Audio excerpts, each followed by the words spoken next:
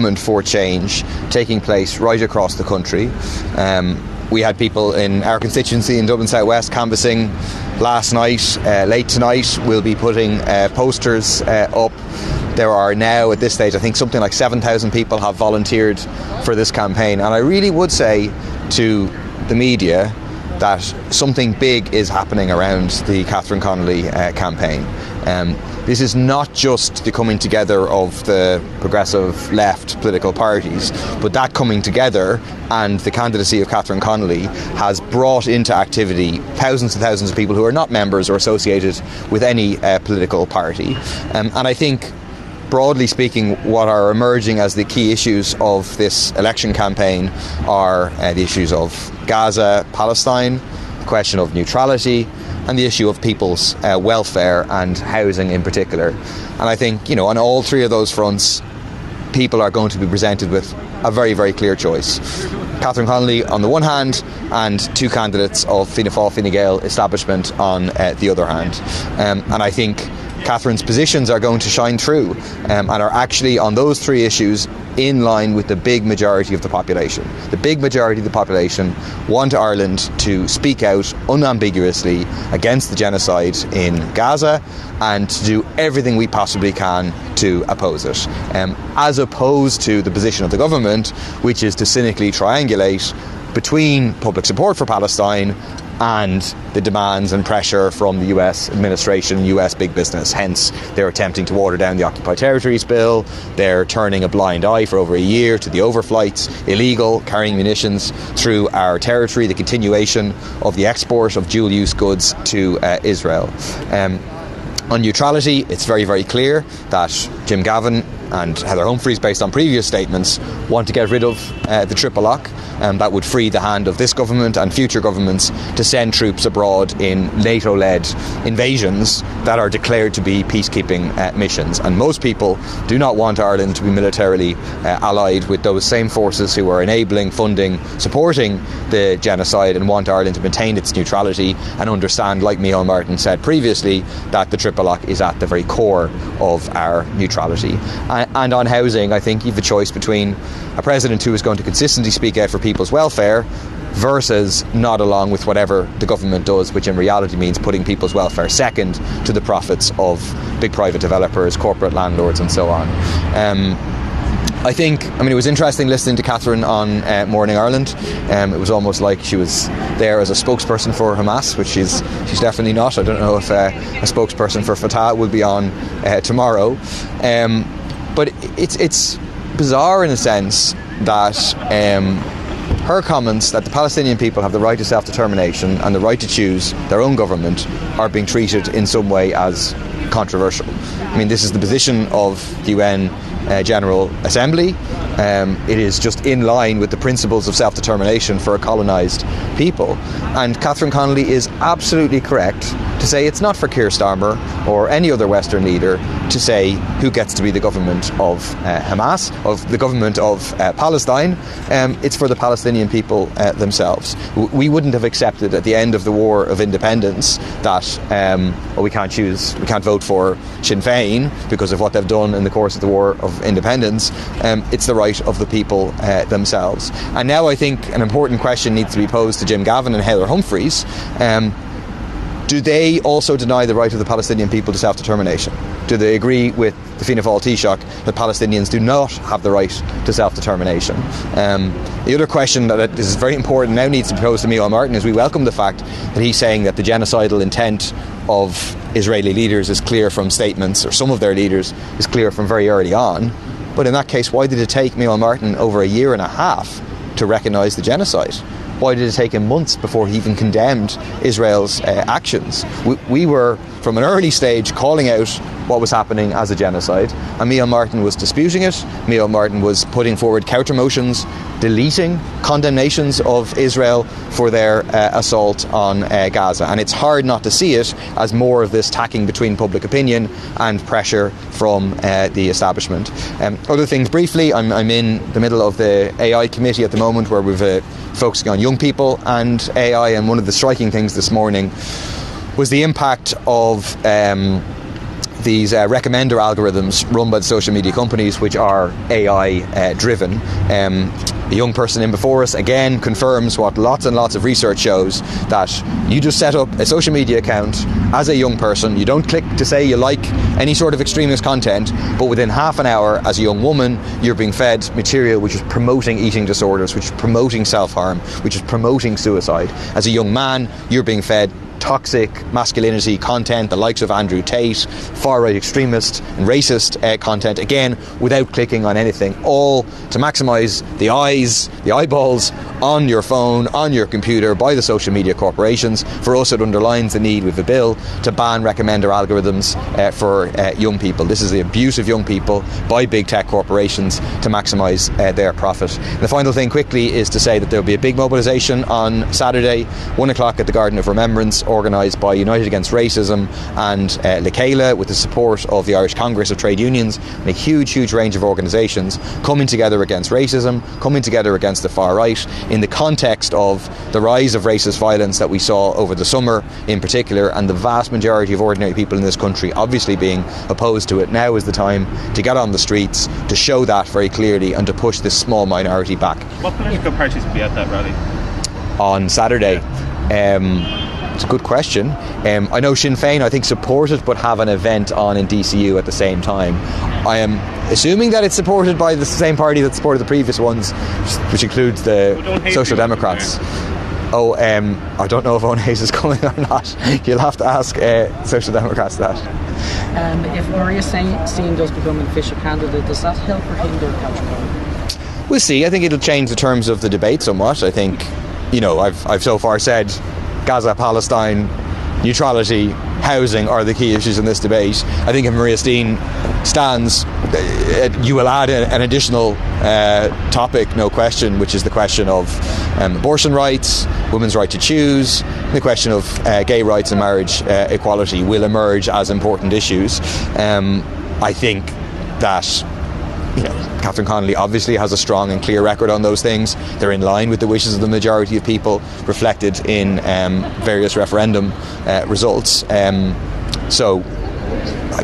to know whether it helps or hinders Catherine. It'll slightly change the political landscape of the debate, I think.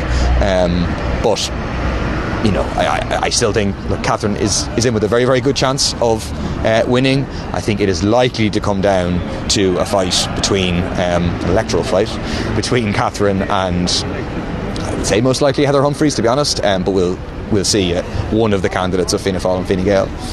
Deputy, do you agree with the comments Catherine Connolly made to BBC yesterday about Hamas being part of the fabric of the Palestinian people? I agree with the comments of Catherine Connolly. I think she was making in that statement a purely factual statement, which is an accurate one. The main and most important point that she was making, and I 100% agree with this, is that it is not for Keir Starmer, right, the head of a government which has armed the genocide, right? His hands are dripping with blood. It is not for him to say who gets to represent the Palestinian people. It's for the Palestinian people themselves. And it's completely wrong to construe that as political support for Hamas. I don't politically support Hamas. I'm a socialist. If I was in Palestine, I would not be a member of Hamas. I would be a political opponent of Hamas. But it's one thing to recognise that, but on the other hand to say it's the right of colonised people, one, to defend themselves, to struggle against colonisation, and two, to determine their own government. They have the right to do that themselves. So those two things are different. You know what I mean? Even you look at the US, you say it's the right of the US the people in America to elect who they want as president. I recognise that. I respect the fact that Donald Trump did actually get elected. That doesn't for a minute stop me being completely, utterly, 100% politically opposed to Donald Trump. Were you surprised then that Sinn Féin, Labour, Stop Dems didn't kind of support her comments yesterday, that they didn't back her against criticism from Eamon Martin, and that one Labour TD said she should retract her comments? Well, but I think, let's look at what actually people said, right? So yes, one Labour TD, it was Alan Kelly, came out and said she should retract her comments. And the others were asked their views on it and they didn't. Alan Kelly is an opponent of Catherine Connolly, has been clear. This was a story 4 weeks ago. We know that Alan Kelly opposes Catherine Connolly. for me, I think his opposition has been a good thing for the campaign because it's clarified, Alan Kelly is associated with coalition with Fine Gael, associated with water charges, associated with austerity. I think it's good for the campaign not to be associated and be an opponent of Alan Kelly.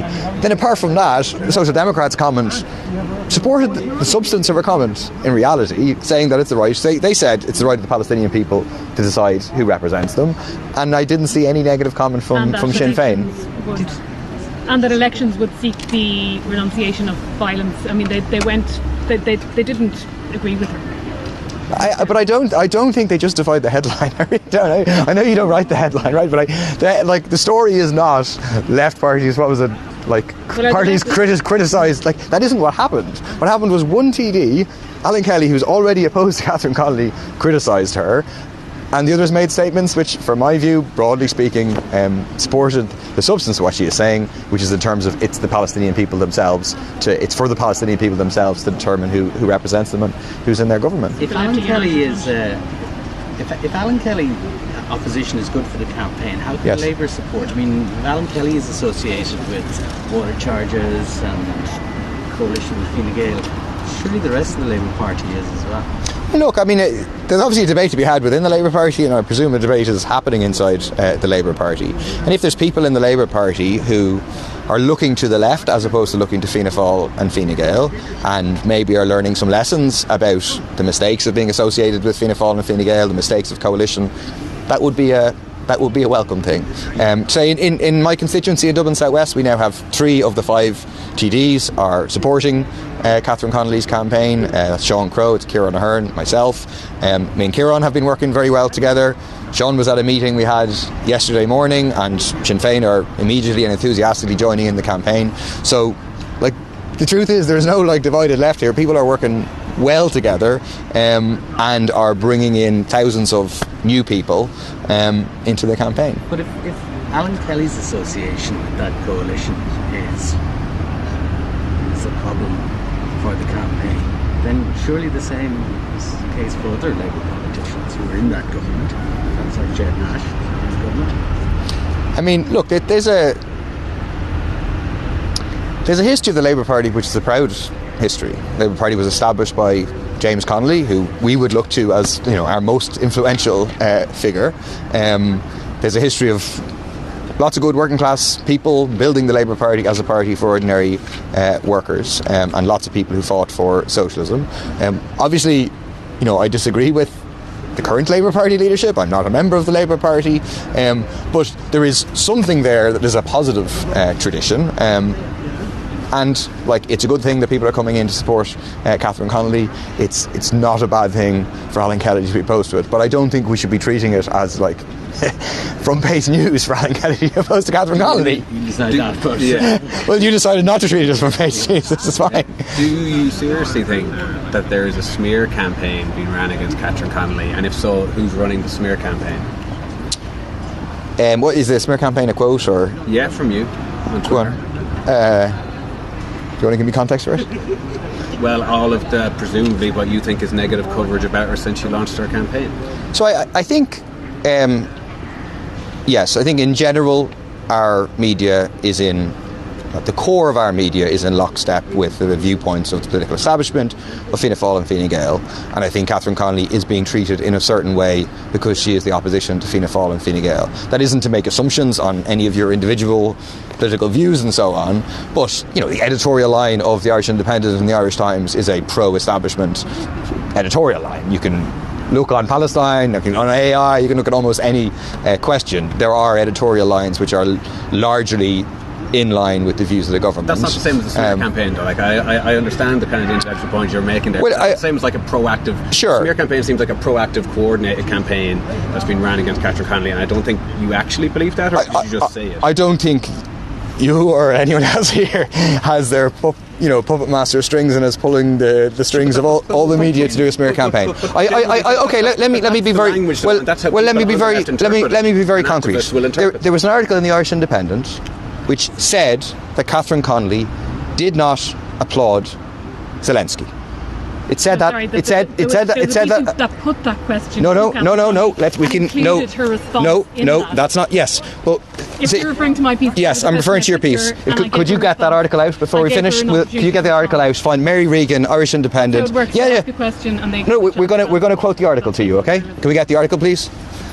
We will quote the article. But what happened is the Irish Independent piece, and I maintain that it said Catherine Connolly did not applaud, and we'll check this.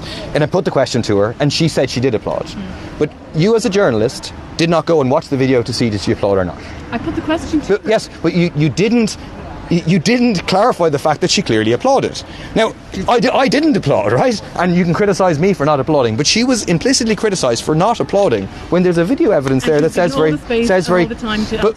But this is a factual question. It's not an opinion. Did Catherine Connolly applaud or did she not applaud? There was a piece in the Sunday Independent. And she gave her answer. But you didn't clarify that yes, in fact she did. That her answer was correct. No, you didn't. We're going to get the article here. We take a minute if we need to, because the article. I will be. It's not a smear campaign. Well, do you accept that the language is? If you give me a second, I'm going to get the article up myself. Okay. Irish Sunday Independent, wasn't it? Because it was the biggest circulation newspaper, which did not clarify a simple factual matter. Mary Regan. And I thought that was incredible, I have to say. And I'm not sure it would have happened to Heather Humphreys or, here we go, from Gemma O'Doherty to Syria. On Sunday about Heather Humphreys. I'm sure it will. Let's say.